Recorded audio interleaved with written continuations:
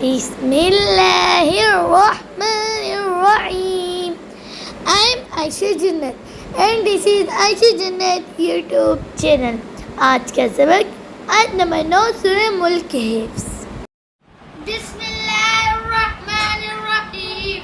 قالوا بلى قد جاءنا نذيرا فكذبنا وقلنا ما نزل الله من شيء من هذا إلا في ضلال كبير. بسم الله الرحمن الرحيم. قالوا بلى قد جاءنا نذيرا